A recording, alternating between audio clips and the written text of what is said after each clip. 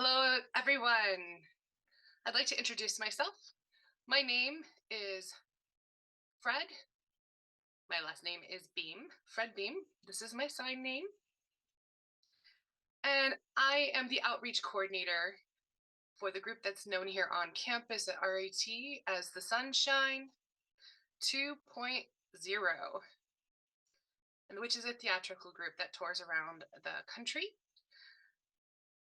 I'm going to talk about the ground rules before we start. The first one I'd like you to know is that this presentation is taking place in Zoom. So please have your volume off as well as your pictures so that we do not have any distractions.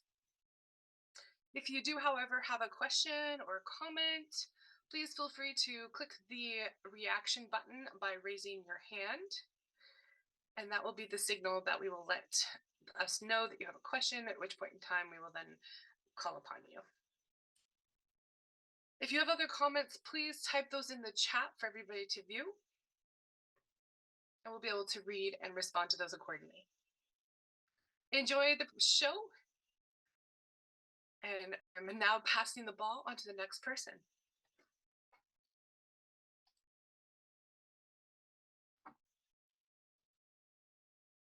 Hello, everybody.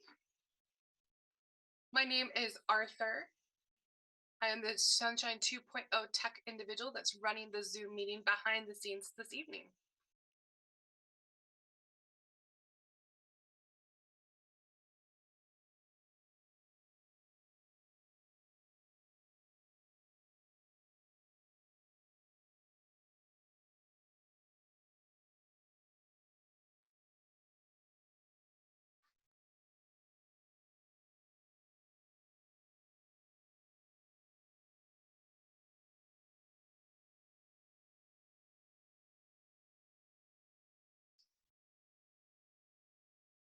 Hello, everybody. Hello and greetings. Thank you so much for joining us this evening for our workshop. I am thrilled to be presenting this evening with all of you here. My name is Zain, and this is my name sign. Now you're probably wondering what the topic is for this evening, so let me ask Arthur, who's behind the scenes, to put our PowerPoint up.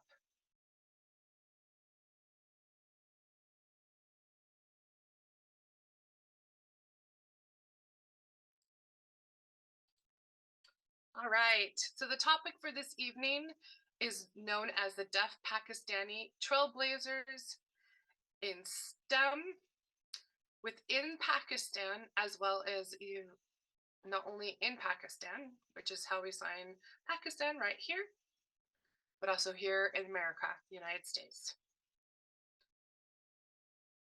And our goal really here is to celebrate the achievements and inspire others. That is our goal for the workshop this evening. And we're going to talk about a variety of individuals that we really think you should know about. Some of them you may already know personally, and maybe some you don't. So we'll find out later to see, by chance if you know somebody. I do want to recognize that the flag at the bottom of our right of the screen, that flag is our country's flag. And you will see the little moon there with the star.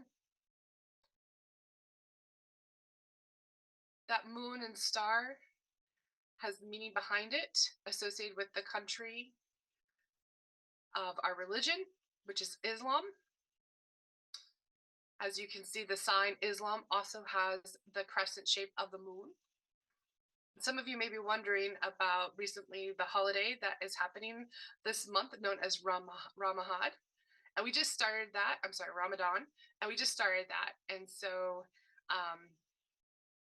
that crescent shape, when you look and see that, that means that it is also a Muslim sign as well. So once the moon is full, that means Ramadan is over. And as of right now, with the crescent shape in effect, Ramadan has just started. So that's the meaning behind that. Now, the flag of Pakistan also has green and white. And paradise in heaven is one of the religious beliefs of being Muslim, and so that is why we have green and white. Onward to the next slide. Thank you. So I have 3 questions I'm going to ask the audience here before we go ahead and start. I'm interested in knowing if you know of any Deaf Pakistan contributions within the STEM field. So if you wouldn't mind participating by answering within the chat field. Do you yourself know any Deaf Pakistan's contributions within the field of science, technology, engineering, or mathematics? Contributions. Do you know of anybody? If please answer in the chat, yes, no, or unsure. Maybe you're like, I'm not sure, maybe this counts or not. Put it down and we'll be able to address that too. All right, I see Matthew's response is no, that's fine. We got some people who do know. No, not that you know of. Okay, so we do have a variety of answers. That's to be expected, and that's one of the reasons why we're here this evening, to be able to provide this information through this workshop, so that you will walk away knowing who the Deaf Pakistani contributions have been made by individuals with the background of Pakistan. Oh, one person did say yes. Great. Next questions, please.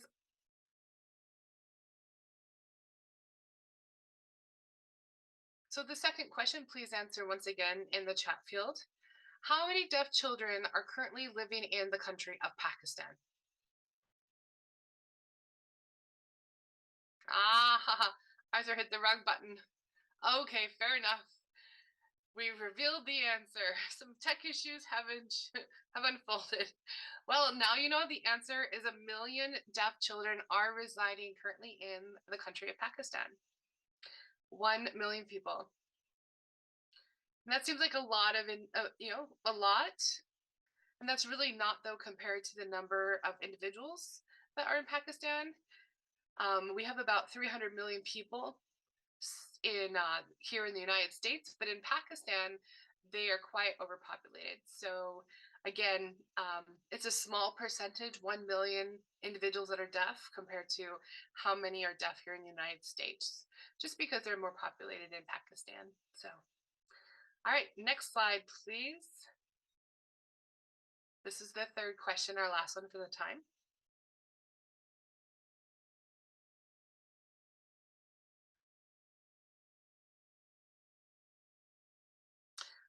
We do have a question in chat, which is a great question. And the question consists of, are there 1 million deaf children that are in school or not in school in Pakistan? And we're going to answer that later. So great question. So please hold on that. Now, the provinces within Pakistan, how many provinces do you think there are? Please write your answer in chat. Never mind. Arthur showed us the answer again. All right. If you didn't see the answer, please participate and write your answer in chat. It's okay. Honestly, there's no, yes, we're looking for the right answer, but it's not a bad thing to write down the wrong answer.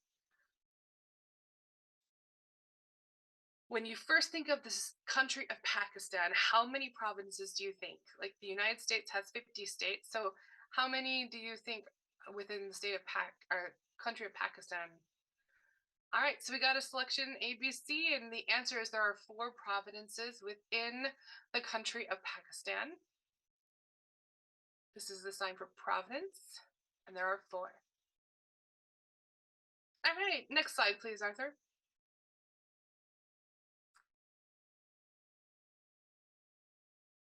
Okay, I'm going to ask you just to look at the slide so you can take in the content first before I explain. So as you see, Pakistan is kind of shaped like the hand. So I'm going to use my left hand here as an example of where the different provinces are.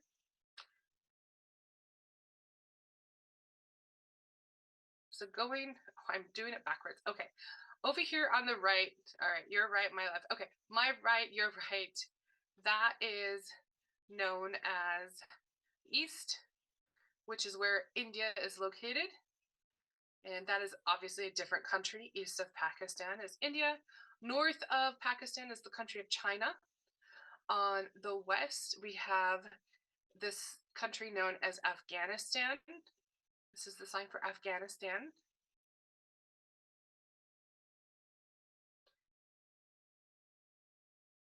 Afghanistan's on the west. And at the bottom west, not the entire, is known as the country of Iran. And this is the sign for Iran. So again, on the east, we have India. North part of the country touches China. On the west, we have Afghanistan, and the southwest is Iran. And those are the countries that surround Pakistan. And you're going to notice that there's 4 provinces within Pakistan.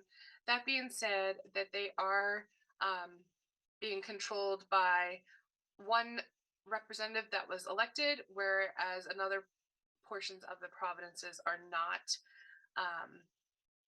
being controlled by individuals that were that were voted in. Those are in the Jammu and Kashmir are the locations that have taken of those areas, and they're disputed.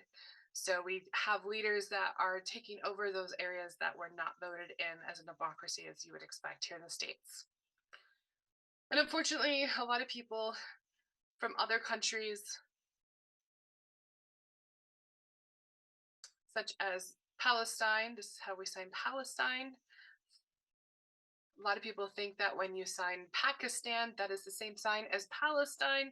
That is not accurate. So look here, this is how Palestine is shown, and Pakistan, your index finger and your thumb are touching your index finger, and the Palestine, you have your thumb touching your heart and doing like a slow closure of the hand. Palestine is quite a ways distance from Pakistan. It is not nearby, and a lot of people tend to misunderstand or confuse the fact that they think, oh, India is the same as Pakistan, but that is not the case. They are 2 separate, different countries.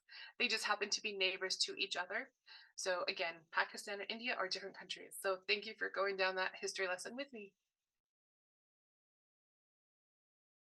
Next slide, please. We're going to switch out the interpreter.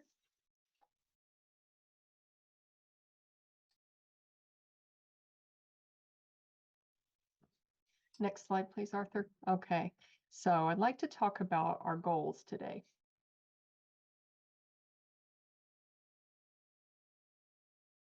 Next slide. So what are the goals of this workshop? I have 3 main goals.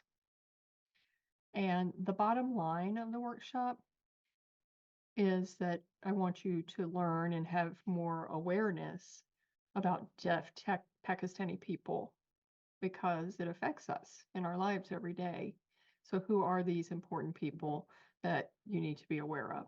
Second goal is for all of us to have discussion about the contributions and the impact made by these deaf Pakistani people. They've made changes that affect all of our everyday lives, these deaf people in Pakistan, and then also they affect deaf Pakistani people who live in that country as well as here in the United States. So there are different teaching facilities in both places. So I want everyone to understand my goal is to share that information with you. If you could see the chat, there's comments about spotlighting.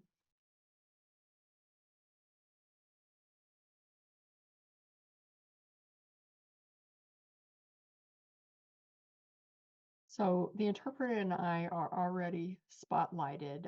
So if you can't find us on the screen, set it to the speaker view.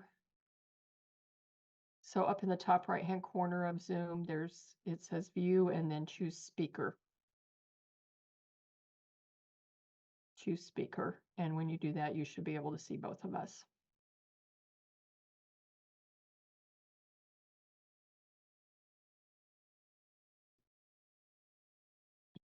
Katie, are you all set?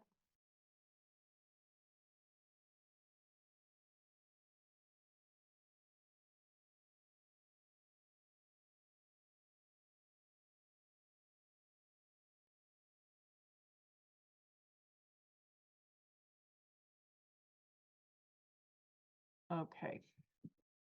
Looks like we've gotten that taken care of. So if you're on your phone, you can shrink down, like you can swipe so that you get to where you can see the speaker view and change it on a phone if that's not available.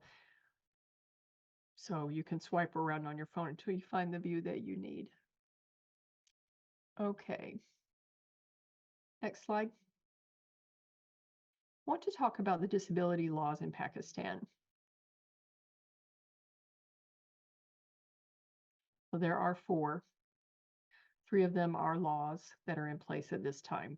So the first law that was established was the Disabled Persons Ordinance, and that was passed in 1981 and focused on jobs that would reserve some positions for disabled, there to be, a certain percentage of disabled employees.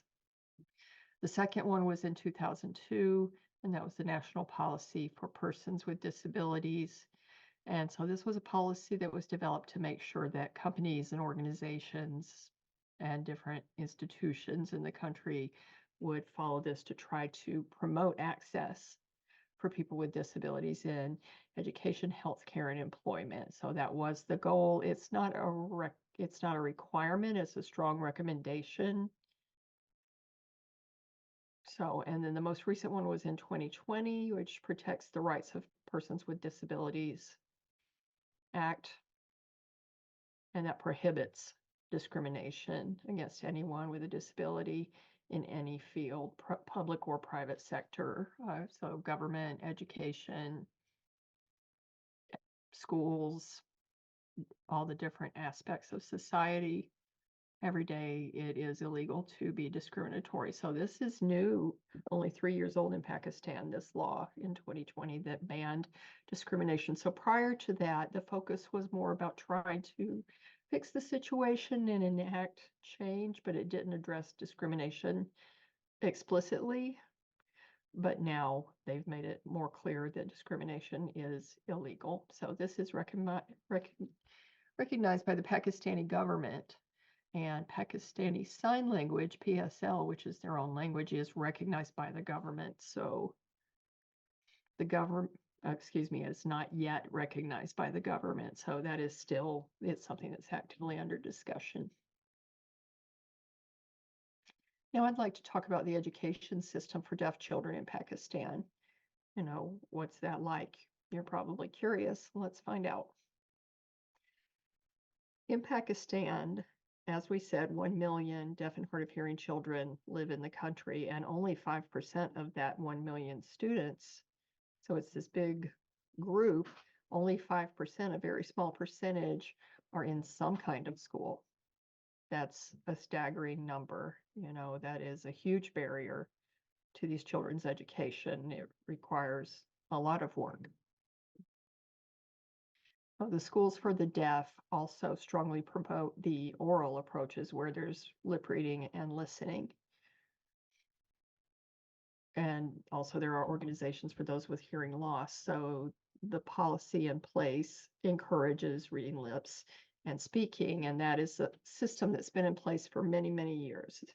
These are decisions that were made long ago by the higher ups, by hearing people without representation at the table in positions of power to make these decisions. They just don't exist in those positions. So that's the bad news. There is, though, some good news to be had, and that is that Deaf Reach, it's an organization that is working hard in activism. In 1998, they were founded and started working, so it was a new organization and has been growing slowly. It's getting some traction now. They've been setting up more and more training centers and school centers, providing resources that are needed for deaf and hard of hearing children. So it's starting to, be out there. You can see on the slide the names, and I'll just let you read those from the slide, the names of the different towns where those learning centers. Would you go back, Arthur? So on the last point, you see that there are 4 cities mentioned. These are large cities, so that's the good news. And their approach also uses sign language. They strongly believe in and support and recognize and use Pakistani Sign Language for access in their schools and training centers, which is fantastic. That is what you would want. So that means that they are addressing language deprivation and barriers. And it's a work in progress, but they are making progress. So I'm happy to see that is happening through this organization, Deaf Reach. Next slide. So although we do have Deaf Reach and we do have laws in place, the disability law, including the one most recently barring discrimination, change is coming, but it's slow. And so there are still challenges that occur today for deaf children. So let's talk about the challenges that they face. Deaf children in Pakistan have no education, basically. There's quite a lack of access to education and resources, textbooks, materials, papers, writing implements. You know, they don't have the materials that they need and access to school. Next slide. So the third challenge is there are a few schools for the deaf or any type of school with deaf children that have like a special education program for deaf students, but they're not that many, and those fall well below the ability to meet the needs of those 1 million deaf children. The infrastructure is just not there. They need buildings. They need schools to be set up in order to have access to that education. So only 5% of those million students actually have access to educational services. Now, people who work in the region who teach at the schools for the deaf, they are not as trained as you would think. There really is no training, very little. So that is a problem. Next slide. And then the families with deaf children tend not to know sign language. The parents, the siblings, all of them, you might think that they would learn sign language to communicate, but it's rare for that to happen. And the fifth challenge I want to mention is the impact in Pakistan and the lives of deaf people, a large struggle and barrier that they face that affects their quality of life and their ability to be successful. They face many challenges as well as oppression. So it's difficult because the laws have not been strong enough, the requirements are not in place, there's not been enough commitment to change by the people who could make a change. And not only that, even though deaf and hard of hearing people face these challenges, there's also challenges for hearing people in Pakistan. It is still considered a third world country. It's a developing country. So these are layers of issues that people there face. So we do hope that it will improve as we move forward into the future because of the unfortunate effect on deaf children in Pakistan. So I'm sure you're all excited now and you're wanting to know who are these deaf Pakistani people who have made significant contributions, and I'm excited to share that information with you. So these are people, first we'll start with the ones who live in Pakistan.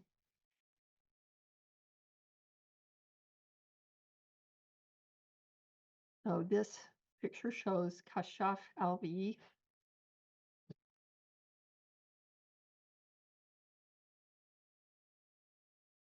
He was the first deaf person to pass a very rigorous certification test for Microsoft. Microsoft certification, professional certification is quite impressive. Taking that certification test is difficult to pass, and Kashaf did it. So congratulations to him. He became the first deaf person to pass this test in Pakistan. Let's talk about what he does now. His role at Microsoft is he's a certified professional. So he manages and oversees the running of the software programs and the technology operations for different companies. He's responsible for monitoring those companies and making sure that things are working and going smoothly. So that's a large role, an admin leadership role, and he is qualified to do this work. So it's quite an accomplishment. He also works as an ambassador for Pakistan Health Parliament, which supports the organization's their commitment to empowering young people and people with disabilities in healthcare. So he is working with that focus to change and bring equality and access for deaf and hard of hearing people in Pakistan, because it is a serious issue.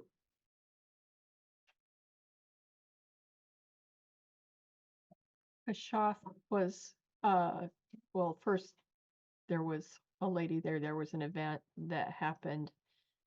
So the first lady, what I mean is that she is the president of the country, the president's wife, rather, uh, presented an award to Kashaf. And there's a picture of her presenting that. So it's really an historic moment, talking about his successes and his outstanding accomplishments. So he was awarded with the Pride of Pakistan Award in 2022 for his advocacy and activism as a deaf individual. And he has a goal to become a video game developer, so he still has goals. Now, he's in high school. He's looking for different universities that are abroad in other countries from Pakistan, somewhere else in the world. So he's looking for places that have communication access that he does not enjoy in Pakistan. So he's currently seeking scholarships, grants, funding, whatever support that can cover his education. And his goal, his hope is to specialize in game development in another country, perhaps in Northern Europe. And I believe Finland or Sweden. So he's looking toward Northern Europe soon. Will be relocating there to continue his education at the college level. He was born deaf in 2003 in Pakistan. There, I'll show you the next one. The interpreters are going to switch.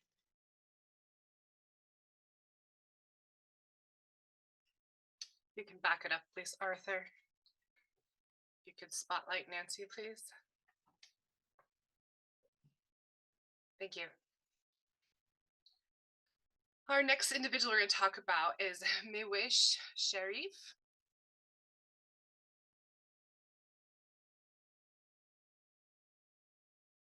She is the first deaf Pakistan doctor, specifically within the province of Balochistan. So if you see the map in the bottom right-hand corner, you're going to notice the circle there. And so the closer to Iran is the region or province of Balochistan, and that's where Miwish Sharif resides and works. She graduated from school, and then she toured through different locations for medical school. And the reasoning is because she wanted to have interpreters in different areas of her work, and she was denied.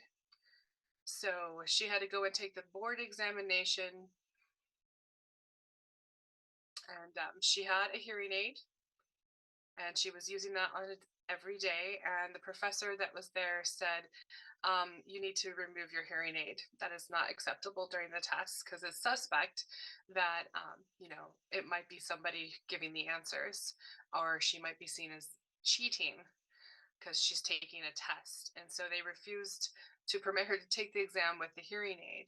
So prior to that and after that, the board exam, she wasn't permitted to do that. So she did write a letter, and they still denied her that right to wear her hearing aids during the test. And she found that very frustrating, that, why would you not allow somebody who has a disability to use the equipment that's needed? Needless to say, she did pass the board exam even without the resources and the equipment she's used to, such as her hearing aid. And she went to work at the hospital, and specifically known as Jinnah Chest Hospital. And in 1993, when she was born, she became deaf, unfortunately, unexpectedly, by damage to her eardrum when she was 4. So one, she's considered hard of hearing because one ear is fine, whereas the other ear has a profound loss. She was also raised in the remote village of Balochistan, which is a district of Kashi. Next slide. Our next individual we'll be talking about this evening is Sakina Batul.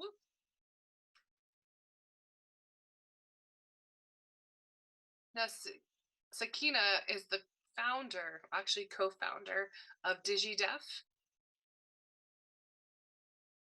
And that is a company that is established in Islamabad. And this is how we sign Islamabad. The reasoning is that the mosques are very famous with the way that they're shaped, and it looks like pretty much the building of the triangle out shape of those mosques. And so there's 4 pillars, and with the lighting that's used, it shows those 4 pillars here in the sign, and then the triangular part of the building. So that's how Islamabad got their name sign.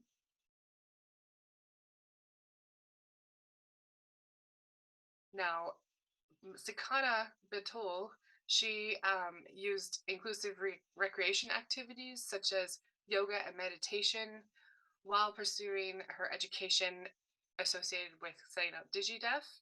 And she used sign language interpreter services because that was part of that operation, is to provide those services as well. She was born in the Northeast, which is known as Giltigan, Balistan. Going back to DigiDef, PSL, which is Pakistani Sign Language, it's basically a program or a business that if somebody is in need of an interpreter, they can reach out to that location. It's like an agency for maybe a class or a doctor's appointment. And so depending on if and when they have interpreters, that is a location where people are getting access for interpreters. So that's pretty, she's very inclusive, and she's providing a lot of different additional resources that are benefiting many people within Pakistan, and I've been able to meet her. As you can see here at the bottom right corner, at the very tip of Pakistan, close to China, that is the province. It's very close to, it's also close to India, actually. It's the province that's known as Giltigan Balistan. That's where Sakina was born. She became deaf at the age of 3 when she unexpectedly broke her neck, which caused her deafness at 3. And that's a rare situation. And her immediate family, her parents, her brothers and sisters, all do sign, which is great. And that's kind of rare. So for PSL, for them to be all picking that up and supporting and, teaching Sakana when she was little, and willing to learn to also do that because they want to communicate with their daughter is, pretty effectively amazing. And they're quite skilled at it too. And when she set up DigiDef, she was a co-founder. The other person is her brother, who happens to be hearing. And he also is a professional interpreter, so his skills are quite extensive because he, if anybody needs an interpreter and he's available, he does that. So not only is he able to provide that through the services of DigiDef, he also does that for his sister. Now, the last person we're going to talk about who resides in Pakistan is Wamiki Hassan. He is the first deaf software engineer in the country of Pakistan, the very first. And that is a huge accomplishment.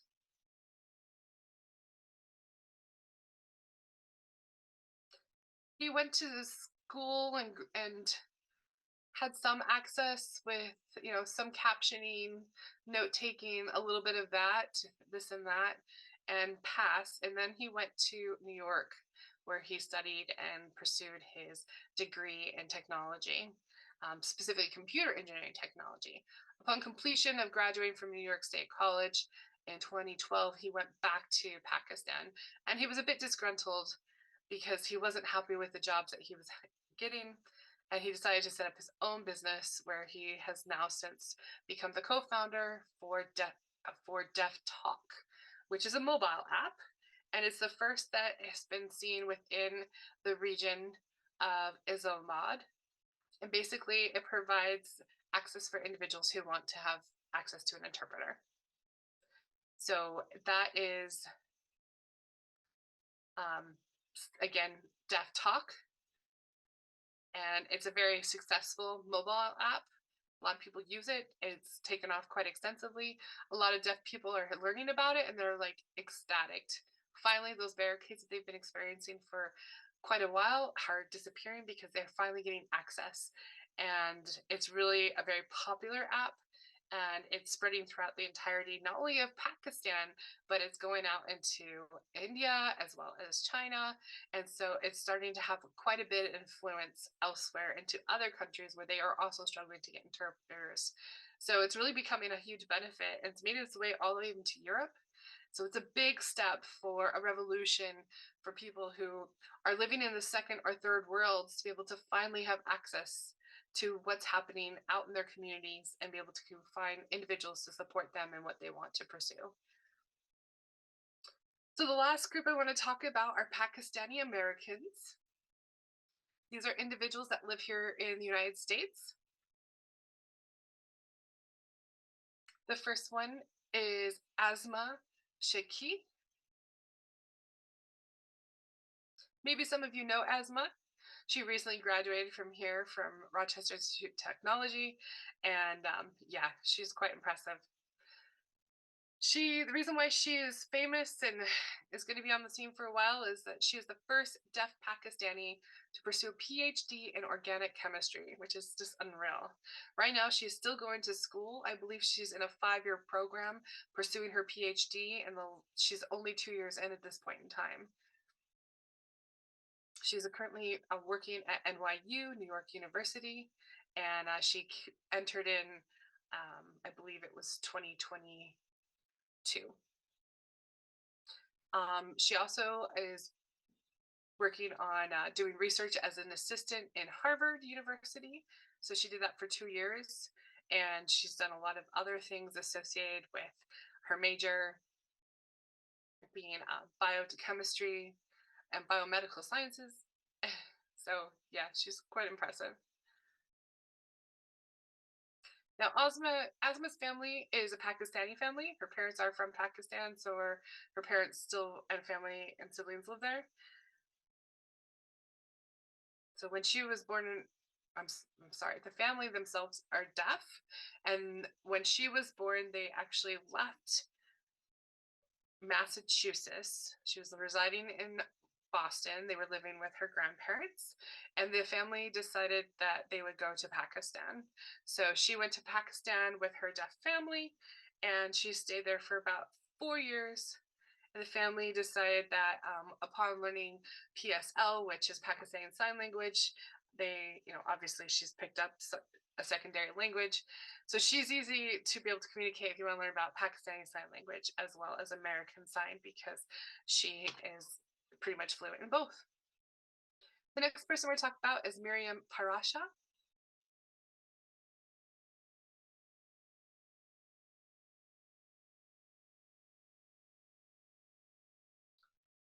Now, Miriam, she is currently working at RIT and TID as we speak. She works in the not the visiting center, but the visiting assistant professor is her title in the sciences of the National Technical Institute for the Deaf. And she,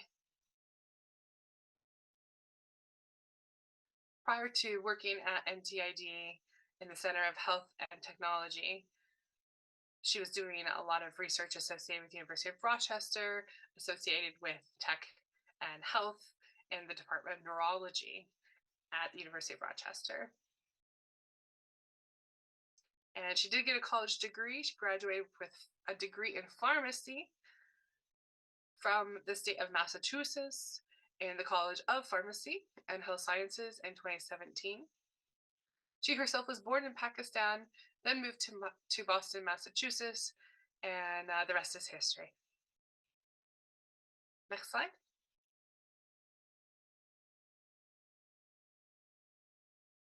The next individual I'd like to talk about is Shazia Siddiqui.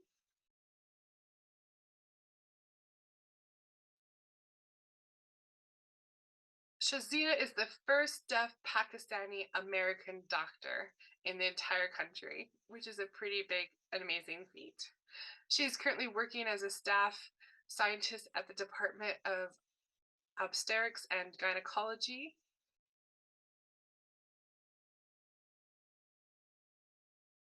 at the University of Rochester. Also, she served as the president of AMPHL, which is the Association of Medical Professionals with Hearing Loss, and that's known as AMPHL. That organization provides support in the form of advocacy, mentorship for deaf and hard of hearing individuals that are within the area that are interested in pursuing different jobs within the healthcare center or field, whether that may be, working in a doctor's office or a PA, doctorate, you name it. So they are there to provide and advocate for those individuals to get those experiences. And if you don't know where to go to pursue certain opportunities, that's also a great center to hit up, because they'll be able to tell you where to go to be able to obtain the degree or the certification you need.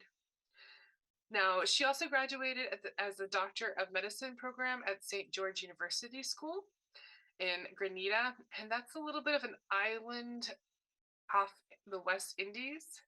That's where she graduated from in 2012. She became deaf herself at 3.5 years old. She was born in Houston, Texas, and grew up in Southern California. So she is a Southern Californian girl. Next slide.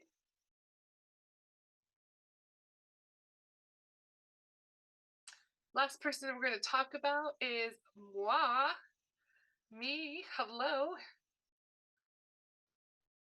So I am the first deaf Pakistani individual here in America to become part of the NTID 2.0 member. So I am the first. As you can see, I also am a professional actor, a teacher associated with theater. I did graduate with a degree in psychology, and I was born in Pakistan, and I grew up and moved to the United States in 2004. I was born in Karachi. into Karachi. That was the province of where I grew up. Again, when I was 8, we moved to Chicago, Illinois, and I arrived here. How did they know that I was deaf? Basically, a test was extended to me, and I was diagnosed at 8 months with a profound hearing loss. The reason why I was at 8 months, Pakistan, they have a lot of school things that they need to do that they're behind on. One of the required laws is to do early screening tests. And so when a baby is born, there's no hearing tests that are extended. Now that I believe they're improving on that, because there's more babies that are being born that they're testing to see whether or not they're hearing or hard of hearing or deaf. So that hearing test is being provided now more days compared to when I was born. So yeah, things are changing. So there's the differentials that are happening in Pakistan, as well as there's differentials that are happening here in America with the influence of Pakistanis. And it's really been fun to see, and interesting, I think, to see all the impact that we are making. The 3 women were associated with RIT, which basically means RIT is a place that helps grow and has been very supportive of individuals from Pakistan. And that's something I hope that they continue to do. to wrap it all up, I think what we're going to do is give you out a pop quiz. So again, if you can please list your answers in chat, that would be great. And we'll see how well you guys were paying attention throughout this presentation. So it should be pretty easy. Don't stress, but 4 or 5 questions is all I'm asking you to do. See if you were able to pay attention. All right, first question. We're going to replace the interpreters. All right, thank you. One moment.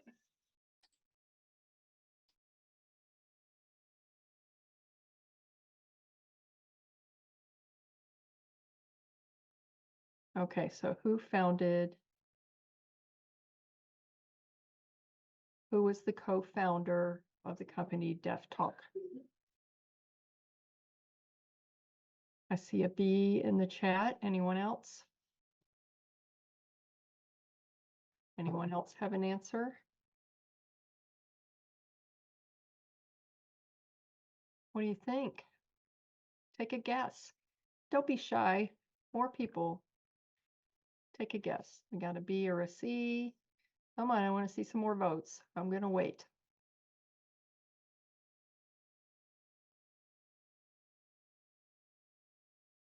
So it's interesting, everyone included a B in their answer, and the answer is B. Good job. You all got it right. So that means you paid attention to my talk. I'm so touched. Next question.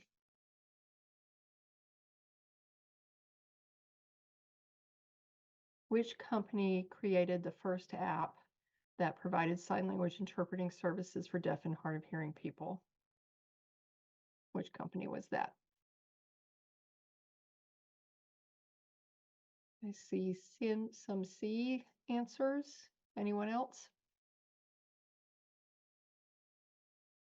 I see a D. Who else?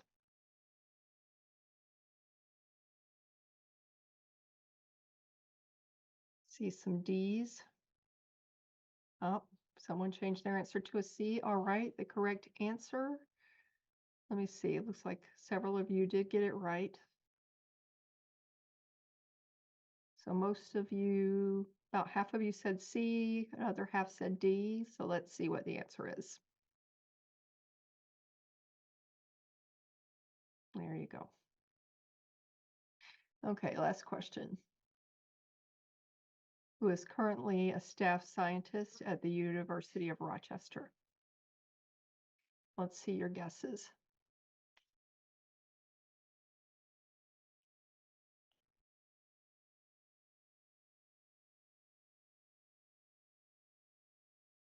Okay, we've got a B. So who is still working as a staff scientist at the U of R? Other answers, please. I can wait all day.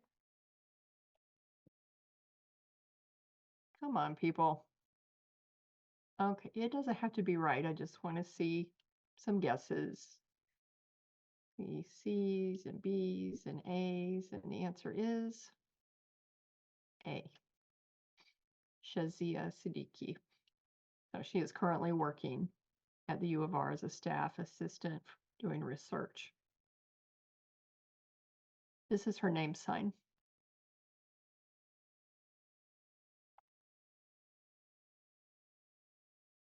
All right, so I think that's it. I'm going to turn this over to the last person to come on screen.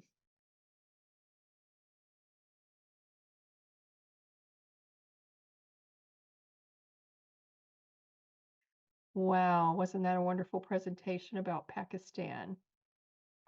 I learned something, and I hope you did the same. So please do respond with your comments. Maybe you were inspired or you learned something.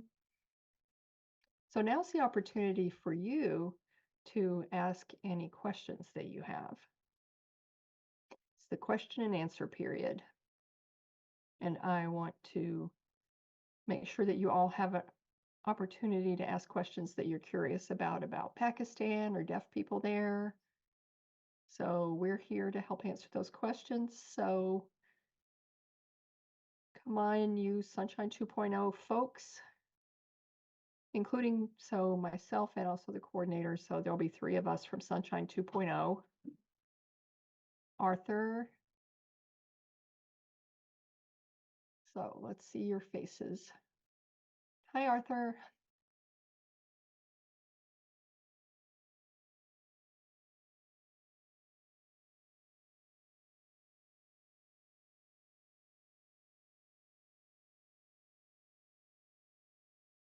Okay, so again, this is your opportunity for Q&A. Who has some questions for us about this presentation? It could be about the presentation or just general information on this topic. So don't be afraid, we won't bite. And Zain says, okay, so I'm here as a Pakistani and a deaf person. So if you do have something in mind, please do say it. I'd be more than happy to respond to all the questions. I want you to be satisfied that you've gotten information to satisfy your curiosity, because it's a subject I'm passionate about. So feel free to just bombard me with questions. I'm more than happy to answer them. So what do you want to know? Type it in the chat. Fred says, I'll kick it off with the first question because I am curious about something. When you say that 95% of the children in the entire country have no access to school, that is a tiny percentage of the deaf population of children. So what I'm wondering is, what is the difference then between PSL and ASL? Can you show us some sign differences between the 2 languages so we can learn a little something about Pakistani Sign Language? So what does PSL look like, if you could talk about that a bit? I myself do not know PSL at all. I do know some people who are fluent in it. So PSL is it's got influences from Finn sign, also Indian sign from India. So if you know the history, Pakistan was part of India at one time. So all over India, there are their own languages, and so those influences, when they were colonized by the British, that also became an influence that affected PSL. Now, when the Indian sign had been standard, but then when it split into 2 countries, India and Pakistan, they had the same language at that time. They had both languages. So, and they were a mixture of languages together. Anyway, those are the influences that combine to form Pakistani Sign Language. Fred says, okay, who else has a question from the audience? So the comment says, deaf people have their own native sign language.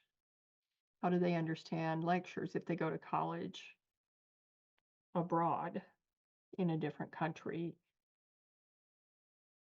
How do they understand and communicate? Zain says that's a great question. I mentioned the colonization that happened. So England was always one of the languages learned in these countries. There are different languages. So the standard second language that was learned was English, and by which we mean British English. So they had already learned to read and write in the English language. That is a requirement in general for school and for work and professional communications. So people there do tend to be able to speak English. So now if you go out of the country, you can read English. So typically they are literate in English and they're able to adjust themselves to use that language when they're in another country. When I moved to the States, I had no issues at all, no language barriers as compared to hearing people. I mean, because of my experience as a deaf man, that's a different story, but I had learned English and then learning uh, when you if you learn PSL and then you go to a university in another country, you're going to need to acquire the language that's used there to support your access at that college. Princess, thank you for that beautiful answer. Other questions? Who else is curious about something? We've got time for one more question.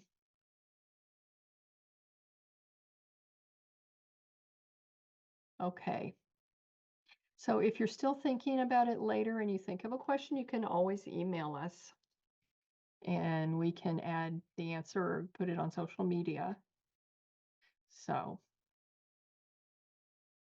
and I'll let someone explain about our social media presence at the end, but thank you for the Q&A. And now I'm going to pass it off to the person who will be telling you about social media. So you two can take your camera off. So you see the slide. These are the different opportunities to follow us at Sunshine 2.0, various social media outlets. And also in the future, if you see another performance or workshop similar to this one, maybe you're wondering what the schedule is, you can look it up here. That's where we update our social media so that people can be aware of the schedule. So it's Sunshine 2.0. That's the name of the theatrical company. You can search for that. So I'll give you a few minutes, a little time, so you can do a screen grab of this slide if you want.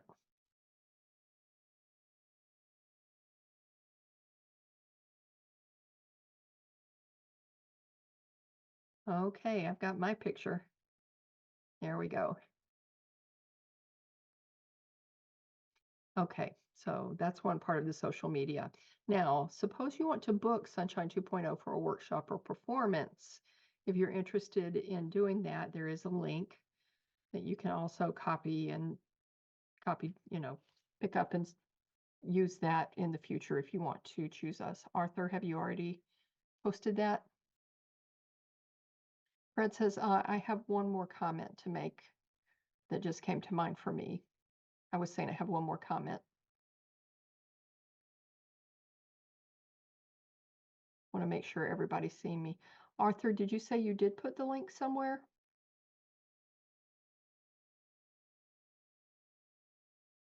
Oh, I see. I needed to share it with everyone in the meeting. All right, there we go.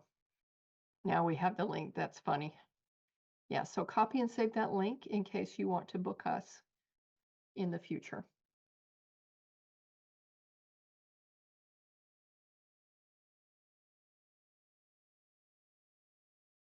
Okay, this is Fred. I have one more comment that I want to clarify. From my perspective as an outsider, meaning that I am not from Pakistan. So can you tell me, are there misunderstandings like you were talking about how sometimes different cultures are confused? So Pakistan itself is an Asian culture. It is part of, so you remember there have been hate crimes, and that is an opportunity for us to support. Maybe you think, oh, Pakistan's different. It is, in fact, part of Asia. There are other misunderstandings that people have about Pakistan. And like Zain explained about, they think Pakistan and Palestine. What's that confusion that happens, Zain? Zain says, well, what's your question? Well, you were talking about how people sometimes have misinformation. They'll think that Pakistan and Palestine are the same thing, but they're not the same. Can you talk about that confusion that people have? Yes, they're different countries, two separate countries. Palestine, this is the sign for that. Pakistan, a different sign. And I already did talk about the fact that they are two completely different countries. Pakistan is in Southern Asia and has its own culture. Palestine is in the Middle East and has its own Middle Eastern culture, which is very different. So there's no connection between the countries. But one thing that is in common is the religion, which is Islam. That is the same in Pakistan and Palestine. So they do have that part in common. So there is some shared history and influences in that way. Some of the foods can be similar, but mostly the majority of the cultures are very different. The clothing, the food, the celebrations, the festivals are all completely different. There is no connection. Fred says, yeah, so keep that information in mind. If you still have questions after you've kept it in mind, look, you have access to a Pakistani deaf man right here. So I know that he'd be happy to answer more questions. And this is a population that's growing. You saw about the law that was enacted in 2020 banning discrimination. That was very recent, this law. And so we can consider the long history. We are in a position to support these people and the diversity that they bring to our world. Zain says, yes, and I'd like to close with that. My goal has been that you would learn and gain some understanding about who are the people, the deaf people of Pakistan, and the impacts that occurs on them. So especially they don't have resources, they don't have sufficient interpreting services, many issues and limitations related to access and interpreting in Pakistan. So think about, how can you have conversations after this workshop? This doesn't have to be the end of it. You can have continued conversations with other people and talk it up. So please do talk with people about that Pakistani deaf people have limited access to interpreters in their very small country versus what we experience here. So give some thought about what that means for the lives of deaf people there. Deaf Pakistani people are very much affected by that difference of access, and think about what could be solutions that would advance the quality of life for deaf and hard of hearing people in Pakistan. So I would encourage you to continue giving that a little thought as you go forward and talk about it with other people. And if you have questions or anything, please do email me. I hope you learned something that you can take away with you from this workshop. Thank you so much for joining.